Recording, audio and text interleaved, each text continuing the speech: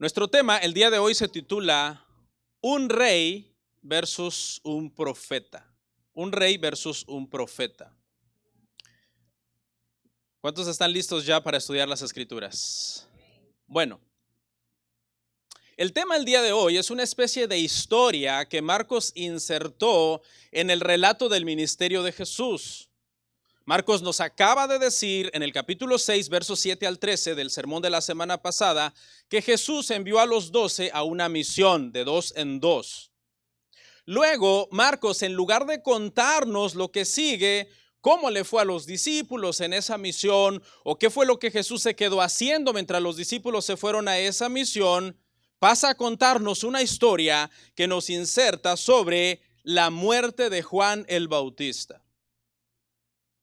Ya luego en el verso 30, si usted me siguió ahí con su dedito, vaya al verso 30 y en el capítulo 6, ya luego en el verso 30, Marcos vuelve otra vez y nos cuenta que los discípulos volvieron de la misión y se vuelven a juntar con Jesús.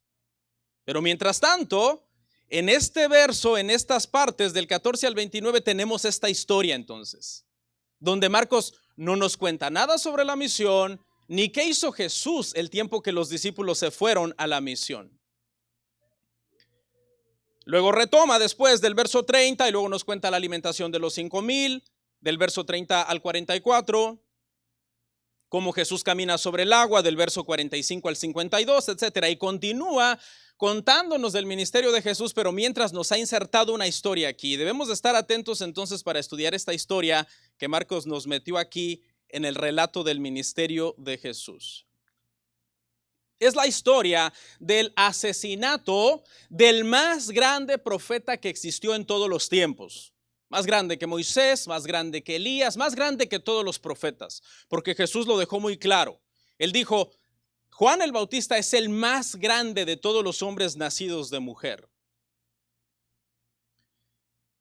Es una de las narraciones más dramáticas en el Nuevo Testamento. Quizás lo más dramático que solamente puede superar esta narración es la crucifixión de Jesús, que fue al extremo dramática. Pero de ahí en fuera creo yo que esta historia queda en segundo lugar. Ponga mucha atención porque es una historia de incesto, es una historia de traición, es una historia de intriga, de odio, de venganza y ejecución al más alto estilo de un cartel de droga o de un grupo terrorista de estos días. En el formato de película de hoy día estaría clasificado como categoría R, que significa restringido para menores de 17 años, y que son películas que los productores recomiendan que estos niños los vean acompañados con sus padres. Sin embargo, pasajes como estos los tenemos que ver en la iglesia. Los tienen que oír todos los que estamos aquí, de todas las edades, incluyendo a todos nuestros hijos que son menores de 17 años. Espero que no vaya a haber personas hipersensibles el día de hoy que vayan a decir, uy no, qué sermón tan feo. Trató sobre una muerte horrible por decapitación. Porque recuerde que el Evangelio de Cristo trata en general sobre una de las muertes todavía más horribles que la muerte de Juan el Bautista. ¿La muerte de quién? La muerte de nuestro Señor Jesucristo en la cruz del Calvario. Que como le decía hace rato, supera en drama la muerte de Juan el Bautista. Los personajes en este pasaje o en esta película, si usted quiere entre comillas, son un valiente profeta, que sería el protagonista de esta historia, un rey malvado, lleno de lujuria, vicioso, que sería el antagonista, una mujer infiel, traicionera y vengativa, que sería la clásica bruja o villana de nuestra historia, y una jovencita descarada y sinvergüenza que era cómplice de su malvada madre. Vamos a ver estos versos, hermano, del 14 al 29 en 3 puntos bien sencillos. Me interesa que haga las divisiones para que no se pierdan el sermón. 3 puntos va a tener nuestro bosquejo. Número 1, el rey teme al profeta. Versos 14 al 15. Número 2, el conflicto del rey con el profeta. versos 16 al 20.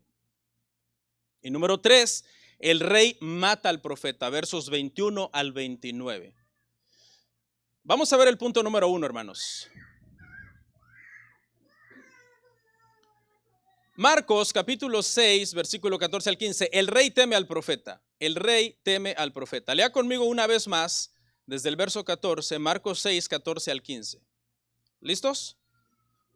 Atentos. Dice: oyó el rey Herodes la fama de Jesús porque su nombre se había hecho notorio y dijo: Juan el Bautista ha resucitado de los muertos. Y por eso actúan en él estos poderes. Otros decían: es Elías. Y otros decían: es un profeta o alguno de los profetas. Al oír esto, Herodes dijo: este es Juan, el que yo decapité, que ha resucitado de los muertos. Ok, en este punto número 1, hermanos, lo que vemos entonces es a un rey teniendo una crisis nerviosa. La crisis nerviosa la está teniendo porque oyó de la fama de Jesús y cree, escuche, que Jesús es Juan el Bautista, un viejo enemigo que él mandó matar. Entonces vemos a un Herodes hecho un manojo de nervios, temeroso, preocupado, diciendo: este debe de ser Juan el Bautista y tiene mucho poder. Y quizás al principio lo pude matar y deshacerme fácilmente de él, pero ahora ha regresado con más poder. Así que sabe que su reino, su trono en Galilea está en peligro, porque una de las cosas que había hecho Juan el Bautista fue desestabilizar el reino de Herodes, y eso ya lo vamos a ver a continuación. Vamos a analizarlo verso a verso. Verso 14, parte A. Oyó el rey Herodes la fama de Jesús. Lo último que vimos, hermanos, en el sermón pasado fue que Jesús mandó a los 12 apóstoles en esta misión de predicar que yo ya les había comentado. Sabemos por el Evangelio de Marcos que Jesús de por sí ya era famoso por todo Galilea, pero es probable que ahora esta misión de los 12 haya contribuido para que la fama de Jesús llegara hasta el mismo palacio, hasta el mismo trono donde se sentaba el rey Herodes. Este, hermanos, es Herodes Antipas, ¿ok? El tema de los Herodes en el Nuevo Testamento es bien confuso, porque son un montón. Este es Herodes Antipas, es el rey de Galilea, ¿ok? Fue hijo o era hijo de Herodes el Grande. Herodes el Grande era el Herodes que gobernaba cuando nació Jesús. Fue el Herodes que mandó a hacer la matanza de niños en los tiempos en que Jesús era un bebé. En general, hermanos, estos Herodes eran una familia de gente cruel, de gente asesina, gente de lo peor. Muchos de ellos se cree que incluso estaban locos, estos Herodes. Cuando Herodes el Grande murió, que es el que le mencioné, que era rey en los tiempos cuando Jesús nació, este rey cuando muere divide todos los territorios en tetrarquías, 4 regiones, y las reparte entre sus hijos. Esta región de Galilea, que era una de las tetrarquías, se la dio entonces a este Herodes Antipas, que es del que estamos hablando, que era un hijo de Herodes el Grande. Es un tema confuso, hay muchísimos Herodes, hay muchísimos que llevan ese nombre Herodes, Herodes Aristóbulo, Herodes Felipe, Herodes Agripa, Herodes Antipas, así que no se preocupe, si quiere todo el mapa de todos los Herodes yo se lo puedo dar en otro día, pero en este momento no vamos a perder tiempo en eso. En general, lo que usted tiene que saber es que estos eran unos malvados y habían heredado el mal carácter de Herodes el Grande y habían heredado también la mala moral, eran unos inmorales. Parte B del verso 14. Herodes oyó de Jesús porque su nombre se había hecho notorio. Y aquí es importante, la palabrita clave ahí es notorio. Porque aunque los 12 fueron a la misión, Jesús no fue a la misión, fueron los 12, no fue el nombre de ellos el que se hizo notorio. Note que no dice, y el nombre de Pedro se hizo notorio, y el nombre de Juan se hizo notorio en esta misión. No, ¿qué se hizo notorio en esta misión? El nombre de Jesús. ¿Eso qué significa, hermanos? Bueno, eso significa que simple y sencillamente los apóstoles en su ministerio se encargaron de predicar a Cristo y no de predicarse a ellos mismos. Se encargaron de dejarle claro a la gente que el poder que salía de ellos para hacer los milagros era un poder de Cristo y no un poder autónomo que estaba en ellos. Los apóstoles señalaron a Cristo como el Salvador, a Cristo como el que tenía el poder para sanarlos. Los apóstoles, hermanos, del siglo I lo tenían claro. Tenían muy clara la misión. No buscaban fama, no buscaban riqueza ni gloria. Buscaban que el nombre de Cristo fuera notorio, que el nombre de Cristo fuera conocido, no el de ellos mismos. Alguien dijo muy sabiamente: predicador, procura que cuando termines de predicar, la gente no diga, oh, cuán gran predicador es este hombre, sino que digan, oh, cuán gran Salvador es Cristo. Es muy importante que nosotros al predicar no hagamos fama a nuestro nombre, sino que el nombre de Cristo sea notorio. No a nosotros, hermano, dice la Biblia, sino aquí en la gloria, a Dios la gloria. Última parte del verso 14, la parte C. Y dijo: Juan el Bautista ha resucitado de los muertos y por eso actúan en él estos poderes. Vemos entonces en este punto a un Herodes que está confundiendo a Jesús con Juan el Bautista. Curiosamente, si usted ha leído el Evangelio, se dará cuenta que en algún momento sucedió lo contrario. En algún momento confundieron a Juan el Bautista con Jesús, ¿verdad? Dijeron, ¿no será este el Mesías? Y confundieron a Juan el Bautista con el Mesías. Aquí es al revés, aquí están confundiendo al Mesías, que es el Mesías verdadero, con Juan el Bautista. Eso es lo que tiene más o menos en mente Herodes. Parece ser que esta superstición en el siglo I en la gente de Israel, de el hecho de que una persona pudiera volver de entre los muertos, no era tenido como por imposible en el imaginario colectivo de las personas, ¿no? No era tenido por imposible, era tenido como, pudiera ser, dice Herodes, que Juan el Bautista resucitado de entre los muertos. Pero ¿sabe qué es lo irónico de todo esto? Que cuando verdaderamente Jesús resucita, no lo creen. O sea, están ávidos y supersticiosos para creer este tipo quizás de mitología, pero cuando Jesús de verdad resucita, se niegan a creer que de verdad el Señor ha resucitado. Verso 15, parte A. Otros decían, es Elías. Ellos sabían que según el libro de Malaquías, capítulo 4, versículo 5, antes de la llegada del Mesías iba a venir un tal profeta Elías que iba a venir a anunciar la venida del Señor, que iba a venir a preparar el camino del Señor. Irónicamente no entendieron que ese papel de Elías, ¿quién lo había cumplido ya? Juan el Bautista. Juan el Bautista, aunque no era que se había reencarnado el Elías del Antiguo Testamento, y Juan el Bautista era ese Elías, sin embargo, lo que sí quiere decir es que el espíritu de Elías, el ministerio de Elías, estuvo operando sobre el ministerio de Juan el Bautista. Y él había venido precisamente a preparar el camino para la venida de Cristo. Hasta nuestros días, los judíos, el día de hoy, cuando celebran la Pascua, aquellos judíos que no creen en Cristo, tienen tradiciones con respecto al tema de Elías. En la mesa ponen una silla extra, ponen sillas para toda la familia y una silla extra que le llaman la silla de Elías. En cierto momento durante la fiesta, durante la conmemoración, se paran y abren la puerta de la casa e invitan de alguna manera poética a Elías a entrar y traerle las buenas nuevas de que el Mesías está próximo a venir. Por favor, que alguien les avise a los judíos que Elías ya vino. Por favor, que alguien les avise a los judíos incrédulos que no solamente Elías ya vino, Cristo ya vino. Que el Mesías que ellos están esperando ya vino. Y que si no creen en él, porque él es el camino, la verdad y la vida, y si no creen en él, se van a perder, aunque se jacten de guardar el Shabbat y todos los mandamientos, porque solamente hay un camino al Padre y ese camino es el Hijo. Parte B del versículo 15b. Y otros más decían, es un profeta o algunos de los profetas. Acuérdese que en este momento, en el contexto histórico, ha habido lo que se llama 400 años de silencio. Desde el último profeta, Malaquías, todo este periodo intertestamentario, ha habido 400 años en que no ha habido profetas autorizados de parte de Dios. No es que no ha habido escritos, porque ha habido escritos como los libros deuterocanónicos que se escribieron muchos de ellos en ese periodo, pero no había habido un profeta autorizado. Así que los israelitas, los judíos, tienen 4 siglos de no escuchar que alguien se levante y con autoridad diga, así dice el Señor. Es probable que algunos hayan pensado que Jesús era aquel profeta del que habló Moisés en Deuteronomio 18:15, cuando él dijo, un profeta como yo, el Señor les enviará y a él lo oiréis.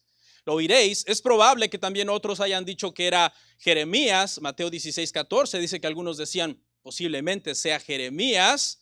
ese profeta sufriente que sufrió a manos precisamente de los judíos incrédulos, que no le creyeron nunca que Babilonia los iba a venir a llevar cautivos. Así que, en resumen, aquí en este verso 15, aunque no pueden identificar quién es, de una cosa sí están seguros: Jesús tiene un gran poder que les ha llevado a compararlo posiblemente con el profeta que Moisés dijo que vendría, posiblemente con Elías, posiblemente con Jeremías. El ministerio de Jesús no estaba pasando desapercibido. El mismo rey había escuchado ahora que el poder, del poder que Cristo tenía. Verso 16 y último de este punto. Al oír esto, Herodes dijo: este es Juan, el que yo decapité, que ha resucitado de los muertos. Dicen los eruditos, hermanos, los estudiosos, que la frase en el verso, vea la frase que dice el que yo decapité, connota culpa, implica culpa, implica una conciencia culpable. Herodes tiene miedo. Herodes cree que Jesús es Juan el Bautista y que posiblemente se ha venido a vengar de él porque le había decapitado. Se está declarando culpable de un crimen. Mire, él mismo, sin que nadie lo presione, está diciendo: yo lo decapité. Y eso es la conciencia. La conciencia es lo que lleva a las personas muchas veces incluso a entregarse a las autoridades, aunque las autoridades todavía no sepan dónde está la persona que están buscando. Pero es la conciencia que comienza a acusarle, ese testigo constante que está martillando la conciencia de las personas. Está atormentado entonces por lo que hizo, pero escuche, este miedo, ¿sabe qué es lo trágico? No lo lleva al arrepentimiento. Y eso es algo que vamos a estar viendo a lo largo de todo el sermón. Herodes nunca se arrepiente. Conclusión del punto 1, hermanos. En estos 3 versos vemos a un rey consternado, acusado por su conciencia, lleno de miedo. Herodes estaba hecho un manojo de nervios. Escuche, temía a Juan cuando Juan estaba vivo y ahora le teme más cuando Juan está muerto. Vea el impacto de un siervo de Dios. Un siervo de Dios que es un siervo de verdad, que no tiene miedo de decir la verdad, impacta, hermanos. A lo largo de la historia se ha visto cómo los reyes y las reinas siempre han temido a los verdaderos siervos de Dios. Dice la historia que la reina católica María I de Escocia dijo que le tenía más miedo a las oraciones del reformador John Knox que a un ejército. Wow. Ya se imaginará cómo oraba John Knox, ¿no? Casi como usted. En la antigüedad, hermano, los predicadores tenían autoridad sobre los reyes y sobre los emperadores. Si el rey o emperador estaba mal y el profeta era un siervo de Dios, el profeta lo reprendía. Dice la historia que en el siglo IV, el emperador Teodosio se enteró de un asesinato de uno de sus gobernadores en Tesalónica. Se llamaba Buterico, el gobernador. Se enojó, enfureció, perdió todo el control y en un arrebato de ira mandó a una tropa de soldados a que masacrara a las personas que habían matado a este gobernador. Pero casi de inmediato cayó en cuenta y retrocedió en lo que había ordenado. Intentó anular el decreto, pero ya era demasiado tarde. Las tropas ya habían ido y habían matado aproximadamente a unas 7,000 personas. Cuando Ambrosio de Milán, el pastor de la iglesia donde se congregaba el emperador Teodosio, se enteró de lo que Teodosio había hecho, lo exhortó a que se arrepintiera profundamente. Dice la historia que el domingo siguiente el emperador Teodosio se presentó en la iglesia como que nada había pasado y se encontró en la puerta a Ambrosio y no lo dejó entrar. El emperador le dijo: estoy firmemente arrepentido, pero Ambrosio le dijo: tus palabras no son suficientes. Tu arrepentimiento tiene que ser público y tiene que ser genuino. Teodosio se sometió a la disciplina que le impuso el pastor Ambrosio, anduvo caminando por las calles de Milán haciendo público su pecado. Se le prohibió asistir al culto por 8 meses. Le dijo Ambrosio: yo no te quiero ver aquí por 8 meses en la iglesia. Cuando por fin pasó el tiempo de toda esta confesión de pecado y de un arrepentimiento genuino que quedaba más allá de palabras, había sido llevado a acciones y a un verdadero espíritu contristado, se le permitió volver una vez más al emperador a la congregación. Cuando Ambrosio le permitió, dice, entrar de nuevo a la iglesia, el emperador tuvo que arrodillarse, suplicar el perdón de Dios delante de toda la congregación, cosa, dicen los historiadores, que hizo lleno de tristeza empapado en lágrimas que caían a raudales de sus ojos. Así debe de ser siempre, ¿sí? Los verdaderos reyes, los verdaderos emperadores, los verdaderos presidentes de un país, hermano, deben de actuar así ante su pecado, o deberían de actuar así ante su pecado. En la Biblia lo vemos, cada vez que un rey pecador o malvado se enfrentaba a un profeta de Dios, ¿quién salía perdiendo? El rey. Vemos, por ejemplo, a Elías reprendiendo a Acab en todo tiempo. Vemos, por ejemplo, a Moisés derrotando al rey Amalek y a todo su ejército. Y vemos incluso al mismo Natán llevando a la humillación al rey David cuando el rey David cayó en pecado. Siempre ha sido así. En un enfrentamiento entre un rey pagano, un presidente pagano y un verdadero siervo de Dios, el que siempre lleva las de perder son los paganos. Y el siervo de Dios debe mantenerse firme en predicar y enseñar la verdad. Punto número 2. Punto número 2, el conflicto del rey y el profeta. El conflicto del rey y el profeta. Lea conmigo Marcos capítulo 6, verso 17 al 20. Dice, porque el mismo Herodes había enviado y prendido a Juan y le había encadenado en la cárcel por causa de Herodías, mujer de Felipe su hermano, pues la había tomado por mujer. Porque Juan decía a Herodes, no te es lícito tener a la mujer de tu hermano. Pero Herodías le acechaba y deseaba matarle. Y no podía porque Herodes temía a Juan, sabiendo que era varón justo y santo, y le guardaba a salvo. Y oyéndole se quedaba muy perplejo, pero le escuchaba de buena gana. Aquí hay un dato interesante que usted no debe de perder de vista. Marcos nos está contando esta historia en una forma retrospectiva, es decir, Marcos está mirando hacia el pasado, algo que ya sucedió.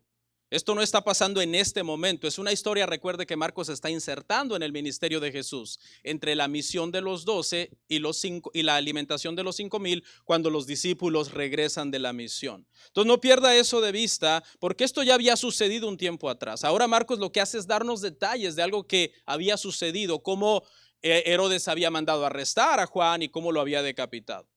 Vamos a analizarlo, verso 17. Porque el mismo Herodes había enviado y prendido a Juan y le había encadenado en la cárcel por causa de Herodías, mujer de Felipe su hermano, pues la había tomado por mujer.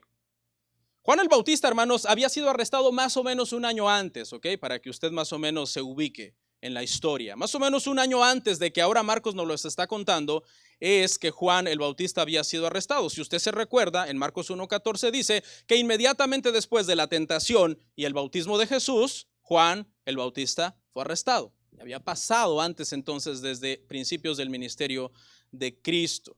Aquí lo que vamos a resaltar en el verso 17 es como el mismo Herodes, ponga atención en la palabra mismo Herodes había enviado y prendido a Juan. Y esto habla de lo personal que era el conflicto. Recuérdese, aquí estamos viendo en este punto 2 el conflicto entre este rey y este profeta, lo personal que lo había tomado Herodes, ¿no?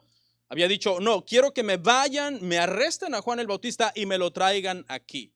¿Cuál había sido el conflicto, hermanos? ¿Cuál? El verso 18 nos lo cuenta. Verso 18. Porque Juan decía a Herodes, no te es lícito tener la mujer de tu hermano. ¿Qué profeta, hermano? Profeta fiel, valiente, para confrontar el pecado. Incluso en los líderes, Juan no le tenía miedo a los líderes de la nación ni al rey de Galilea. No le tenía miedo a nadie, Juan el Bautista, hermano. Él no le tenía miedo a nadie. Cuando venían a sus cátedras, a sus enseñanzas, los religiosos y los fariseos y toda esa secta, hermanos, del siglo I, ¿sabe cómo los llamaba? Los llamaba camada de víboras. ¿Quién los enseñó a huir de la ira venidera? Camada de víboras. Y al mismo rey le dice, no te es lícito tener la mujer de tu hermano. Hermanos, en la antigüedad, ser profeta verdadero era muy peligroso. Si no hacías lo que Dios te decía, ponga atención, Dios mismo te mataba. Y si hacías lo que Dios te decía, la gente te mataba. O sea que salías perdiendo por donde fuera, ¿no? No te iba bien de ninguna manera, ¿no? Si querías ser un profeta así medio tibiezón, que decía, ay no, como que esto no me conviene, como que voy a Nínive, mejor me voy a Tarsis, el Señor mandaba una ballena, si usted quiere, o lo que usted quiera, monstruo marino, y te tragaba. Ah, no me vas a obedecer, estás en problemas conmigo. Porque ahora, si le obedecías al Señor y le decías a la gente, así dice el Señor, ustedes son una generación incrédula, perversa, adúltera, ¿qué pasaba? Te mataba el pueblo. Así era, hermano, en los tiempos bíblicos, esos eran los verdaderos profetas, profetas que estaban dispuestos a sufrir por Dios. Hoy no, hoy los profetas quieren solo gozar. Los falsos profetas, porque ya no hay, ¿no? Moisés como profeta sufrió por 40 años al pueblo rebelde de Israel en el desierto. Elías fue perseguido a muerte por la malvada Jezabel. Yo no sé la verdad qué le pasó a Elías, ¿no? ¿Alguien ha entendido qué le pasó a Elías? Yo me le hubiera parado a esa señora bruja, digo, a esa hermana. Me he dicho, a ver, ¿qué quieres? Yo no sé qué le pasó a Elías, la verdad. Pero bueno, todo tiene un propósito en la Biblia, ¿no? Isaías fue cortado con una sierra en dos. Jeremías fue echado en una cisterna, tratado de lo peor. Zacarías fue apedreado. Juan el Bautista sabe todo esto, porque todo esto que le estoy comentando es del Antiguo Testamento. Juan el Bautista sabe lo que le viene si él se para firme y le dice al rey, hey, ese matrimonio del que tú te jactas, que muy buen matrimonio, y poniendo fotos en las redes sociales, que aquí con Herodías, miren, vamos a una fiesta, ese matrimonio es ilícito, no vale. Tú podrás decirle a la gente que es válido, pero no vale delante de Dios, no vale. ¿Y qué me vas a hacer? Un hombre valiente, hermano. El llamado es arrepentirse. Hoy dirá a la gente arrepentirse es como si que le has dicho una mala palabra, hermano. Porque el arrepentimiento hoy es un tema que no está de moda. De hecho, muchos pastores dicen, no, ¿para qué decirle eso a la gente? ¿Para qué golpearlos? Ellos tuvieron una mala semana, vienen buscando a alguien que les diga, tú eres un campeón, tú eres grande, eres guapa, eres una reina, o tú eres un tremendo, qué sé yo, un princeso. Y dicen, no hay que golpear a la gente, hay que animarles, que sigan como van. Van por un mal camino lleno de pecado. No, sigue así, el Señor está contigo, le dicen a muchos de esos. No. Juan no dudó en confrontar la iniquidad del rey adúltero e incestuoso, hermanos. ¿Por qué incestuoso, pastor? Bueno, porque dice la historia, nos cuenta Josefo, un historiador judío del siglo I, que Herodías era esposa de su hermano Felipe, que ya nos lo está contando Marcos. Marcos ya nos está diciendo que la mujer que trae es su cuñada, escuche bien.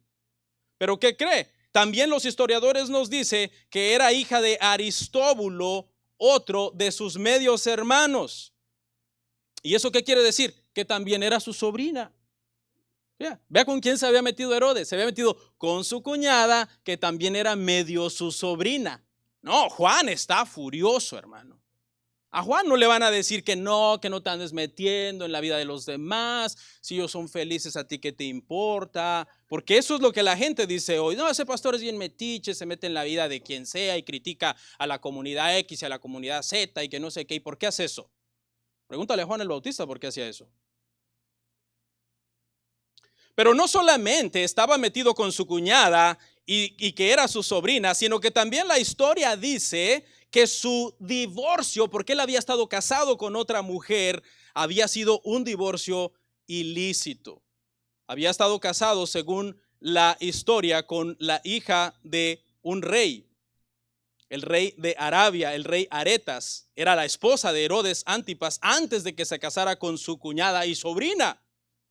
Entonces su divorcio ilegal involucraba también adulterio e involucraba también incesto. Dice la historia que sedujo a su sobrina, a Herodías, la sedujo y la convenció de que se divorciara de su hermano Felipe para poder él casarse con ella. Vea el nivel de inmoralidad. Por eso le dije que los Herodes no se los tiene que conocer todos los del Nuevo Testamento, pero lo que sí tiene que saber es que eran unos inmorales todos, descendientes de Herodes el Grande.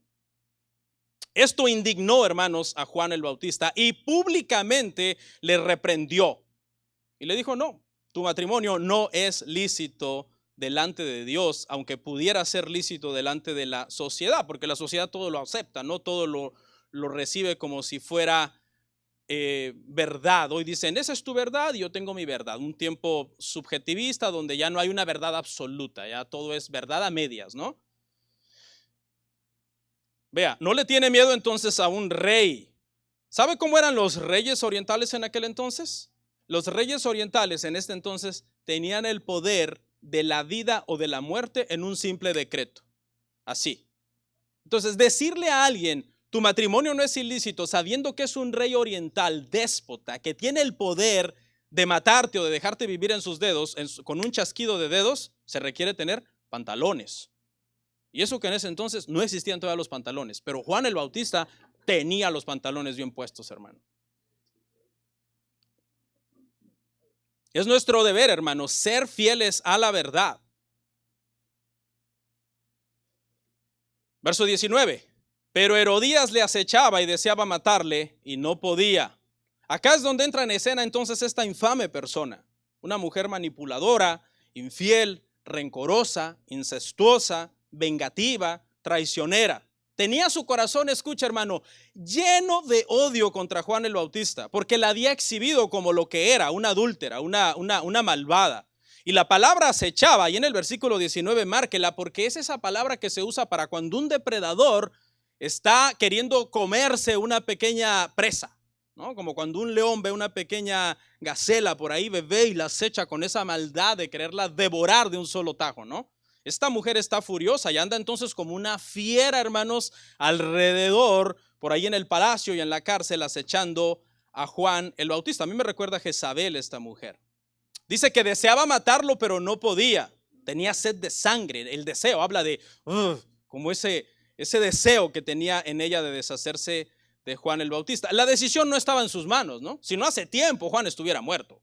Pero no estaba en sus manos porque no era la reina, el que tenía la decisión era Herodes.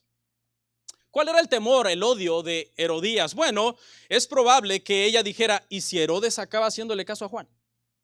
Y si Herodes me dice, no, ¿sabes qué? Juan tiene razón, nuestro matrimonio es ilícito, yo me divorcio de ti o nos separamos, ¿cómo iba a quedar ella? Como una mujer repudiada ante la sociedad. Herodes la iba a repudiar, iba a pasar de ser una mujer de alta sociedad que gozaba de una posición en el palacio, siendo la esposa del rey, a ser una mujer repudiada, que eran por lo general tenidas como escoria, ¿no? En la sociedad en ese entonces. Esto es lo que posiblemente ella está pensando. Verso 20.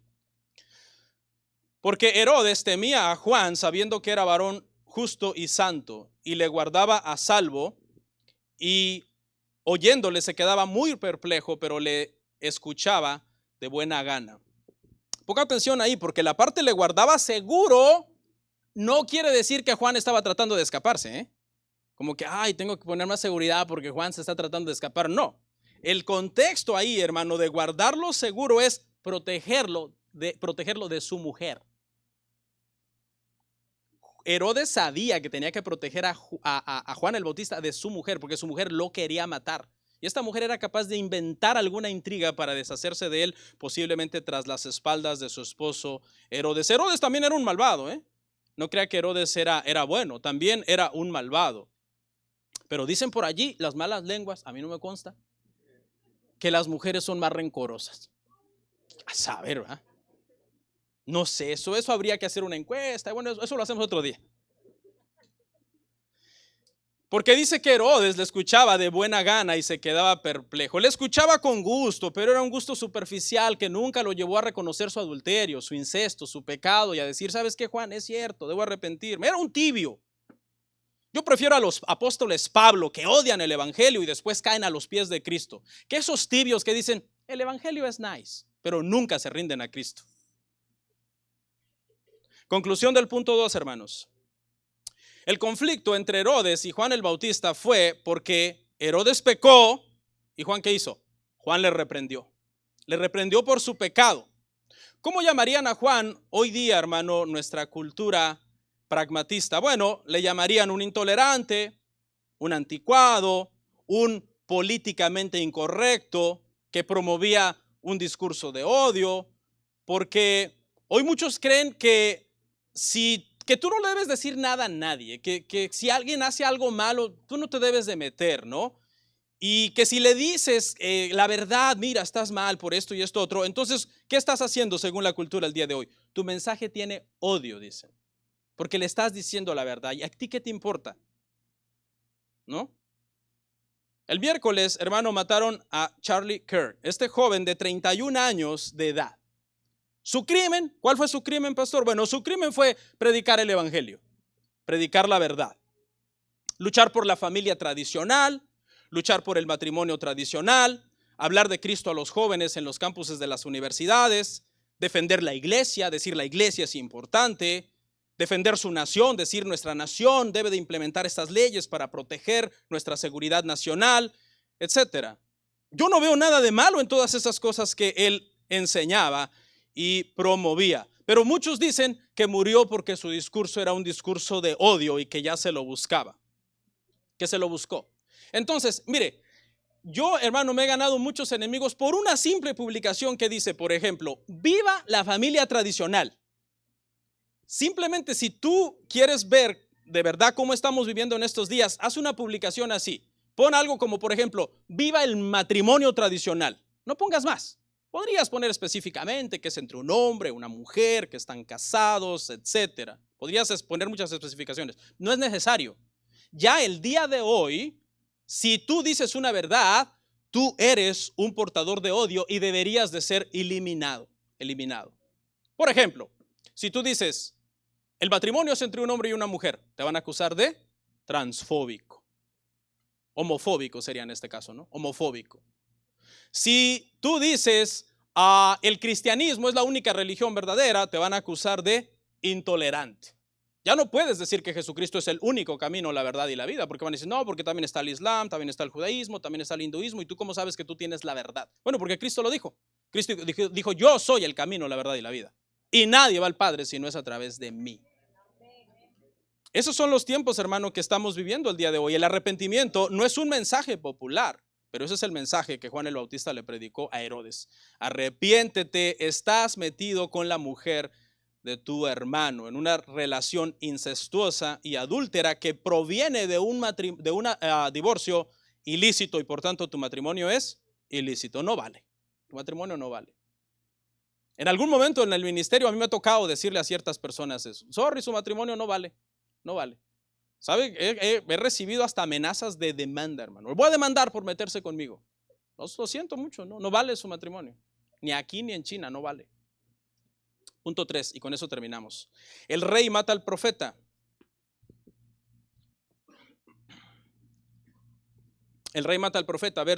Marcos capítulo 6, verso 21 al 29.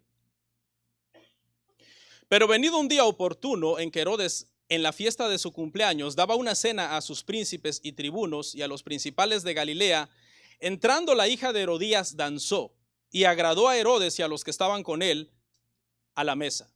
Y el rey dijo a la muchacha, pídeme lo que quieras y yo te lo daré. Y le juró, todo lo que me pidas te daré, hasta la mitad de mi reino. Saliendo ella dijo a su madre, ¿qué pediré? Y ella le dijo, la cabeza de Juan el Bautista. Entonces ella entró prontamente al rey y pidió diciendo, quiero que ahora mismo me des en un plato la cabeza de Juan el Bautista. Y el rey se entristeció mucho, pero a causa del juramento y de los que estaban con él a la mesa, no quiso desecharla. Y enseguida el rey, enviando a uno de la guardia, mandó que fuese traída la cabeza de Juan. El guarda fue, le decapitó en la cárcel y trajo su cabeza en un plato y la dio a la muchacha y la muchacha la dio a su madre. Cuando oyeron esto, sus discípulos vinieron y tomaron su cuerpo y lo pusieron en un sepulcro. Esta es la parte por qué esta película es clasificación R. Porque mire este pasaje tan fuerte, hermano, pero es palabra de Dios, es Biblia y tenemos que verlo en la iglesia. Verso 21, pero venido un día oportuno, dice, en que Herodes, en la fiesta de su cumpleaños, daba una cena a sus príncipes y tribunos y a los principales de Galilea. Los cumpleaños de los reyes paganos o de los grandes monarcas en la antigüedad, hermano, eran prácticamente una orgía. Escuche, incluso hasta los cumpleaños o fiestas de los papas, y si no me cree, investíguelo. Incluso hasta los cumpleaños y fiestas de los papas católicos romanos. En la antigüedad, estamos hablando en los primeros siglos de la era cristiana, incluía orgías. ¿Ok? Eran las excusas perfectas estos cumpleaños para acabar en tremendas borracheras desenfrenadas, todo tipo de glotonería, unos excesos de comida terrible, desviaciones sexuales de todo tipo. Dicen los historiadores que este Herodes Antipas era un hombre lujurioso que vivía rodeado de lujo, que lo caracterizaba la pereza, que era un perezoso y todo tipo de exceso. Esto fue seguramente lo que sucedió en su cumpleaños, y no lo digo yo, es que el mismo evangelio nos lo dice aquí, ¿verdad? Estaba rodeado, dice, de los nobles, de la élite de la política en Galilea. Seguramente estaba rodeado ahí de recaudadores de impuestos, que eran de lo peor, de tribunos o parte de los comandantes militares del ejército romano, que también eran de lo peor. Era gente sanguinaria y terrible.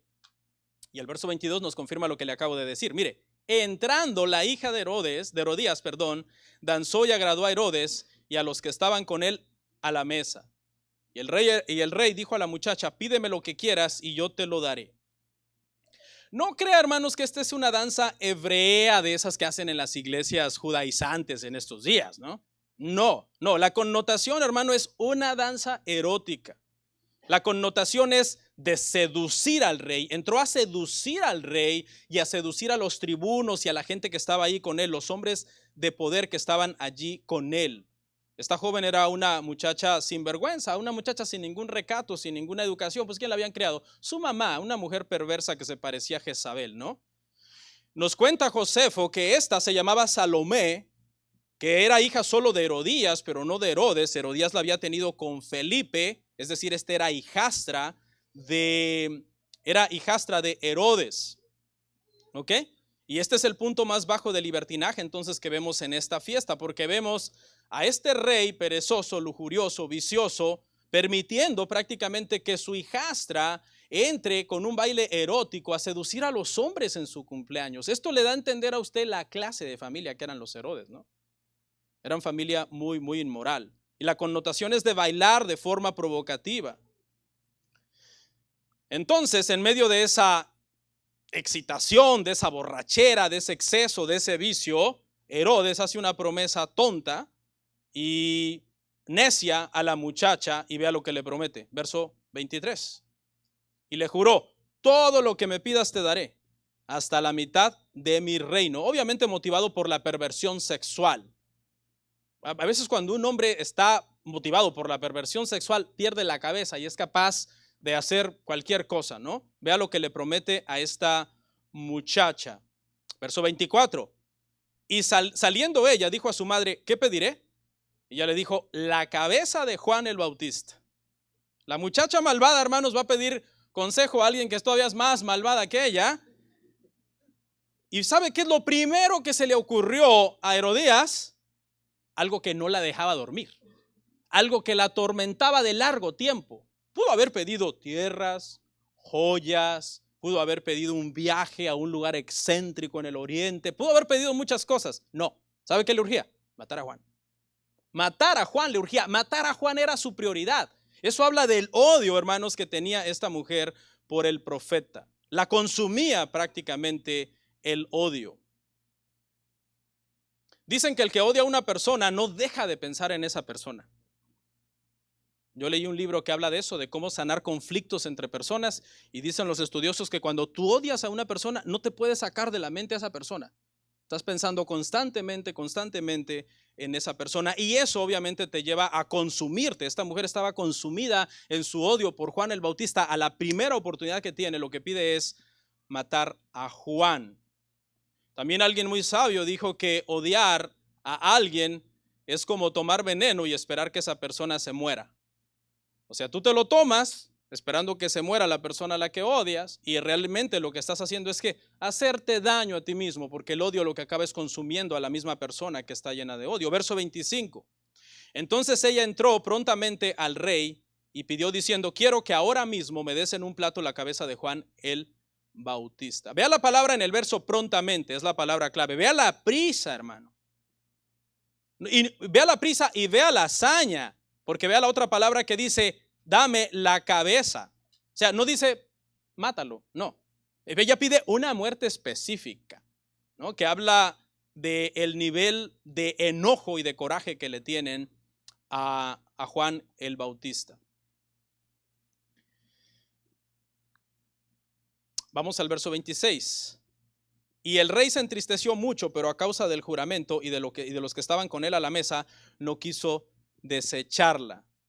Una promesa tonta, lo hace como tratar de retroceder, se pone un poco triste, pero no le quedó más remedio que mantener su orgullo porque era el rey. ¿Cómo iba a quedar delante de los tribunos y de las personas importantes de Galilea ahí, no? Uy, este rey es un mentiroso, este rey no cumple su palabra. Entonces, este hombre cumple su palabra, pero no crea que es por integridad, ¿eh? Cuando hay una persona de palabra y cumple su palabra, lo cumple por integridad. No, este cumple su palabra, hermano, porque quería guardar las apariencias con la demás gente. Dice ahí, ¿no? Que a causa de los que estaban con él a la mesa, no quiso desechar lo que la muchacha le estaba pidiendo. Al haber hecho tal promesa en presencia de sus invitados, muchos de los cuales eran también partidarios políticos, dignidades militares también en el pueblo, Herodes no podía echarse atrás y quedar mal, ¿no? Sería una humillación personal para él. Y no se confunda, la parte que dice, y se entristeció mucho, ay, pobre Herodes sufriendo por Juan, no. Estaba avergonzado por la gente que lo rodeaba. Su tristeza era, estoy atrapado entre la espada y la pared. No es de, wow, ¿cómo se atrevieron a pedirme la cabeza de Juan el Bautista? Por supuesto que no se la voy a dar. Verso 27. Y enseguida el rey, enviando a uno de la guardia, mandó que fuese traída la cabeza de Juan. Un guardia de esos a los que se les llamaba verdugo fue enviado a traer la cabeza de Juan. Este hijo, hermano, que tanto le costó al anciano Zacarías y a Elizabeth tener, porque Elizabeth no podía tener hijos, ¿se acuerda? No podía tener hijos Elizabeth. El Señor les concedió tener un hijo. Viene Herodes y dice, córtenle la cabeza. ¿Usted qué hubiera sentido? Yo mato a Herodes. Pues mi hijo. Verso 28. El guarda fue, le decapitó en la cárcel y trajo su cabeza en un plato y la dio a la muchacha y la muchacha la dio a su madre. Este ritual tan bizarro de traer la cabeza en la antigüedad era para garantizar que la ejecución de verdad se había llevado a cabo. ¿Cómo sé que lo mataste? Tráeme la cabeza. Tenía una connotación también un poco como canibalista, ¿no? Llevada en un plato a la fiesta. Algo horrible, algo. Le digo que esta es una de las historias fuertes en el Nuevo Testamento. Hay una historia de Cicerón que sucedió en la vida real. Cicerón también fue decapitado. Fue muy similar al caso de Juan el Bautista. Cicerón era un gran orador romano que habló en contra de Marco Antonio y fue decapitado, y la cabeza le fue traída también a la esposa de Marco Antonio. Dice que cuando la esposa tuvo frente a ella la cabeza de Cicerón, este orador romano, se quitó una horquilla del cabello, sacó la lengua de la cabeza de Marco Antonio y la picó varias veces. Y el mensaje era, a ver, ¿qué decías de mi esposo? ¿Alargaste la lengua contra mi esposo? O sea, por la lengua de Cicerón, entonces ella quería como sacar su última gota de odio contra este orador. Imagínense en este caso a Herodías, ¿no? Viendo la cabeza en un plato, sintiendo esa satisfacción, ese descanso, diciendo, por fin, aquí está la cabeza de Juan, se acabó, ya Juan no es más mi enemigo. Probablemente lo miró y le dijo, a ver, ¿qué decías? Repite lo que decías, ¿no? Un tono sarcástico de maldad. Esta mujer era mala. Y verso 29 y último. Cuando oyeron esto, sus discípulos vinieron y tomaron su cuerpo y lo pusieron en un sepulcro. Imagínense el dolor de los discípulos de Juan. Juan había sido su maestro, les había predicado, el mensaje que les había predicado les llegó al corazón, se arrepintieron, cambiaron su vida. En un momento determinado Juan les dijo, ya no me sigan a mí, sigan a Cristo. Él es el Cordero de Dios que quita el pecado del mundo, no soy yo. Se habían ido a seguir a Cristo y ahora vienen, hermano, y encuentran el cuerpo decapitado de su maestro. Para concluir, hermanos, la conclusión del punto 3 y luego la conclusión final. Conclusión del punto 3. La vida de Juan el Bautista es una de fidelidad hasta la muerte. Después de haber pasado toda su vida en el desierto de Judea, mirando a las estrellas, libre como el viento, Juan termina sus días en un frío calabozo donde vivía encadenado y donde finalmente fue decapitado. Ahora, yo sé que usted me puede decir, pero pastor, usted dijo que cada vez que un rey malvado se enfrentaba a un verdadero siervo de Dios, el rey siempre salía perdiendo. Y aquí me parece como que salió perdiendo Juan. No se equivoque, hermano, no. Juan salió ganando, ¿sí? Juan salió ganando porque con un solo golpe de espada, el profeta entró al descanso de Dios. para recibir su recompensa por una fidelidad a Dios hasta la muerte. Juan no perdió. El que perdió fue Herodes, por el gran pecado que cometió y tenía que enfrentarse al infierno si no se arrepentía. Conclusión, hagamos un repaso para concluir todo nuestro sermón de todos nuestros personajes de esta película. Herodes era un cobarde, le temía a Juan, le temía a la gente, le temía a su esposa, le cumplió su promesa a Salomé, porque la había hecho delante de una pandilla de malvados que estaban ahí con él borrachos en una mesa, no les podía quedar mal. Le tenía miedo en general al qué dirán, tenía miedo a que lo tuvieran por un hombre débil, ¿ok? Pero eso era Herodes. Herodes era un gobernador débil que siempre estaba buscando agradar a los demás, menos a Dios. Veamos ahora a Herodías.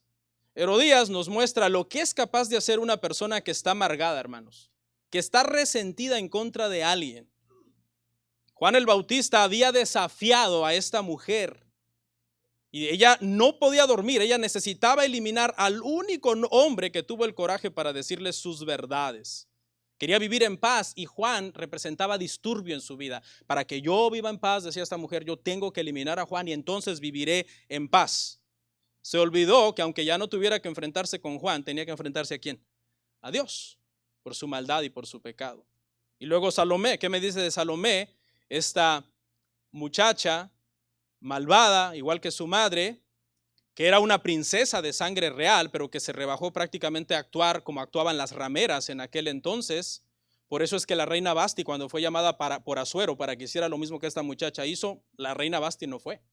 La reina Basti guardó su posición de reina y no fue porque para eso la quería Asuero, la quería exhibir delante de los hombres. Pero esta mujer, esta princesa sí se rebajó como una cualquiera a irle a bailar a los hombres al cumpleaños de Herodes. Y por último, ¿qué me dice de Juan el Bautista? Juan el Bautista, que se revela entonces como un hombre valiente, un hijo del desierto, acostumbrado a comer insectos, a vestir una ropa rústica de pelo de camello que no le dejaba ni dormir por lo incómoda que era.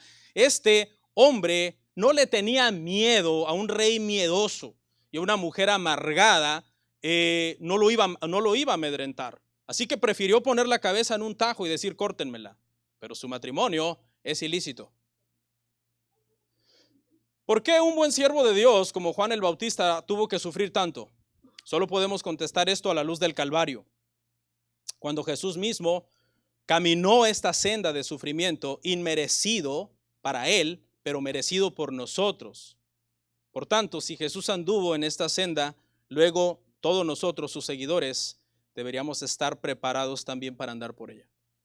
El evangelio no es para de sufrir, no. El evangelio implica sufrir muchas veces por Cristo.